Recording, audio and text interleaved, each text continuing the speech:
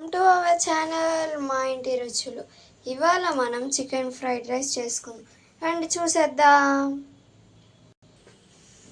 Hi అండి, అందరూ బాగున్నారా? ఈరోజు మనం చేసుకునే వంటకం చికెన్ ఫ్రైడ్ రైస్. మా పిల్లలకి ఎంతో ఇష్టమైన చికెన్ ఫ్రైడ్ రైస్ ఈరోజు చేయబోతున్నాను. దానికి కావాల్సిన పదార్థాలు చూసేసుకుందామా? చికెన్ 1/2 కేజీ చికెన్ తీసుకున్నాను. అల్లం వెల్లుల్లి పేస్ట్, కారం, ఉప్పు, పసుపు, కొత్తిమీర, కరివేపాకు, గరం మసాలా దినుసులు, soya sauce, green chilli sauce, tomato ketchup. ఇవి మనకి కావాల్సిన పదార్థాలు చూసేసుకున్నాం కదా. ఇప్పుడు స్టవ్ వెలిగించుకుని తయారు చేసే విధానం కూడా చూసేద్దాం.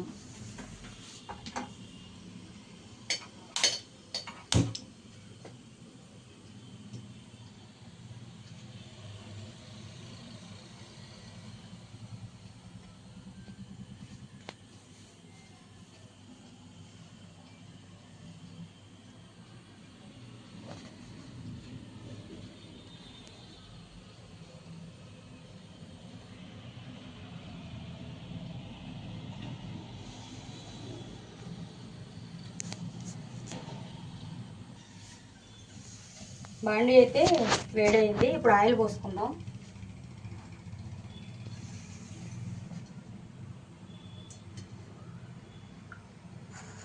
నేను 2 స్పూన్లు ఆయిల్ అయితే వేసాను. 1 స్పూన్ నెయ్యి వేసుకుంటాను. మా అమ్మ చేసే చికెన్ ఫ్రైడ్ రైస్ బాగుంటుంది. నాకు మా అన్నయ్యకి చాలా ఇష్టం అన్నమాట.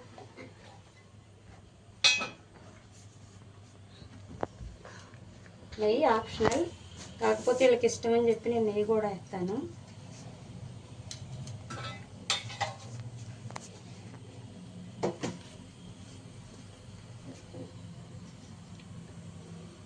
మన పిల్లలకి స్కూల్కి కానీ కాలేజీకి కానీ బాక్స్లో పెట్టడానికి కూడా మనకి ఈజీగా ఉంటుంది. పిల్లలకైతే మంచిగా తింటారు. ఎందుకంటే చికెన్ అంటే ఇష్టపడని పిల్లలంటే ఎవరు ఉంటారు కదా.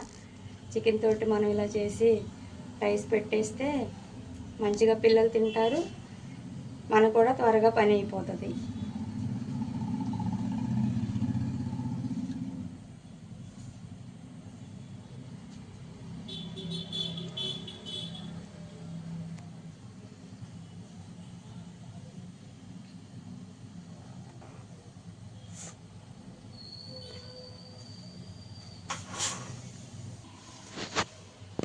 ఆయిల్ అయితే వేడైంది. ఇప్పుడు మనం గరం మసాలా దినుసులు వేసేసుకుందాం.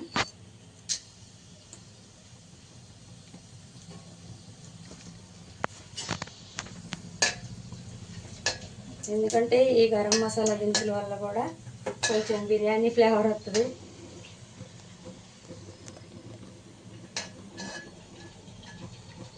దినుసులు అయితే వేగినాయి. ఇప్పుడు చికెన్ వేసేసుకుందాం.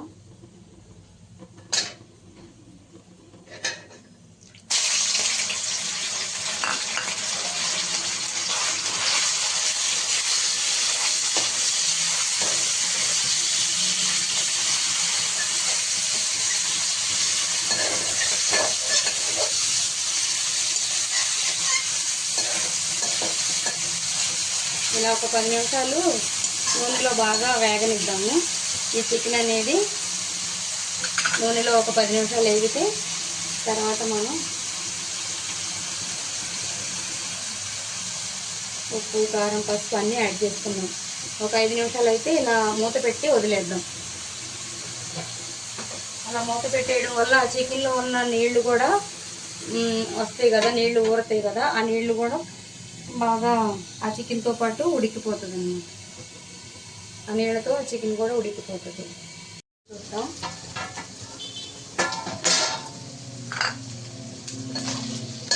చికెన్ అయితే నూనెలో బాగానే వేగిపోయింది. ఇప్పుడు అల్లం వెల్లుల్లి పేస్ట్ ఒక 1 స్పూన్ తీసుకున్నాను కదా, అది వేసేస్తున్నాను. ఈ అల్లం వెల్లుల్లి పేస్ట్ కూడా నూనెలో ఈ ముక్కల్లో వేగేంత వరకు కలుపుకుందాం. అదేవిధంగా కరివేపాకు కూడా వేస్తున్నాను. కరివేపాకు కూడా మన ఆరోగ్యానికి చాలా వేడిగా వస్తుంది కదా, అందుకే నేను నీటిలో ఎక్కువ శాతం కరివేపాకు కూడా వేస్తాను.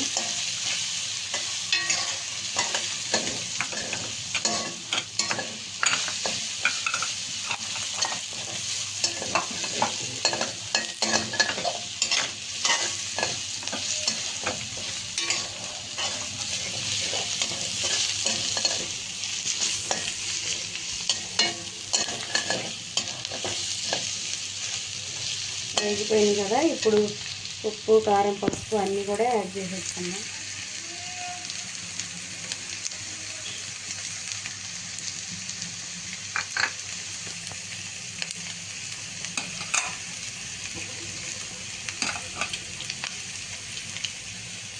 కారం, గరం మసాలా కూడా,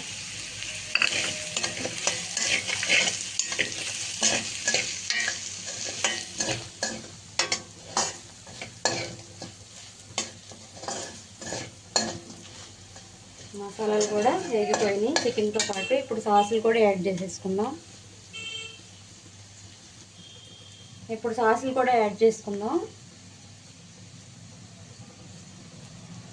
ఇది చిల్లీ సాస్,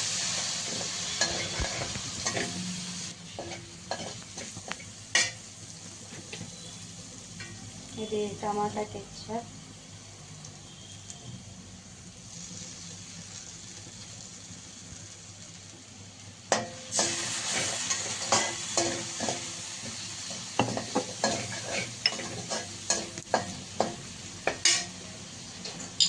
ఇది సోయా సాస్. ఇది వేసినాక కలర్ చూడు పండు. ఫస్ట్ వేసింది మనం green chilli sauce. Green chilli sauce కలర్ఫుల్గా మారిపోయింది కదా. అవును, ఈ సాసులు మీకు ఎక్కడైనా దొరుకుతాయి అన్నమాట. డీమార్ట్లో అయినా ఎక్కడైనా దొరుకుతాయి, కానీ ఇంత పెద్ద ఉండవు సీసాలు. డీమార్ట్లో అయితే కొంచెం డీమార్ట్లో తక్కువ దొరుకుతాయి, ఇవన్నీ ఉంటాయి. ముక్కలు అయిపోయినాయి కదా, కొత్తిమీర కూడా వేసేసుకుంటాం. నేను కొత్తిమీర ఇప్పుడు ఎందుకు వేస్తానంటే రైస్ మీద చల్లకుండా కొత్తిమీర కనబడితే పిల్లలు తినరు, అందుకని దీంట్లో మెల్ట్ అయిపోతుందని ముందే వేసేసుకుంటాను.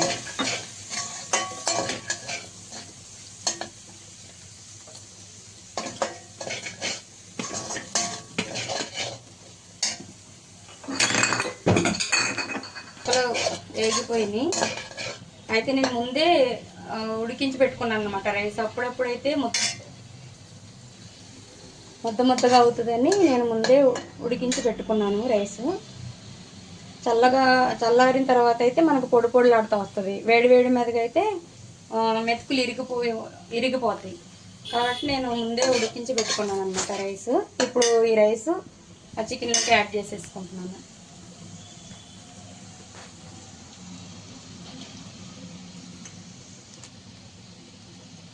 కొంచెం వేసుకొని కలుపుకుంటే బాగా కలుపుతుంది.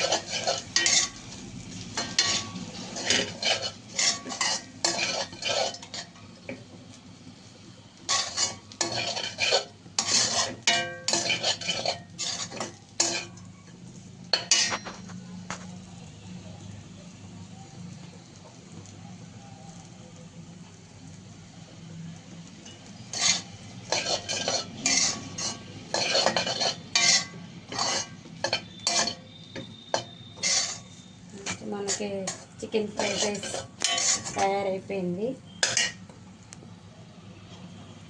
మంచి స్మెల్ వస్తుందమ్మా. పిల్లలకు కూడా మనం స్కూల్కి ఇలా కూడా చేసి పెడతా ఉంటే వాళ్ళు మంచిగా తింటారు.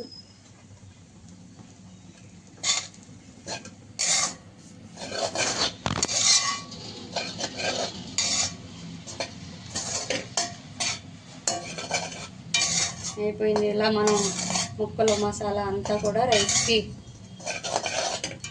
పడుతుంది. ఇలా కలుపుకుంటూ ఉంటే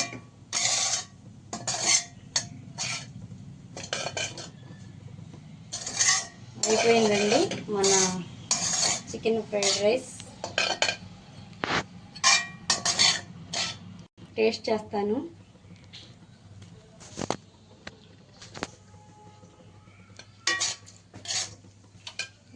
చాలా బాగుంది, అన్నీ సరిపోయినాయి అన్నమాట. చాలా టేస్టీగా కూడా వచ్చింది. ఇంకా అయిపోయిందండి చికెన్ ఫ్రైడ్ రైస్ చేయడం ఈజీ. మీరు కూడా ట్రై చేసి కామెంట్స్లో మాకు తెలియజేయండి. ఎవరైతే ఇంకా మన ఛానల్ని అయితే సబ్స్క్రైబ్ చేయలేదో సబ్స్క్రైబ్ చేయండి, లైక్ చేయండి, షేర్ చేయండి, కామెంట్ చేయండి. Thank you for watching all.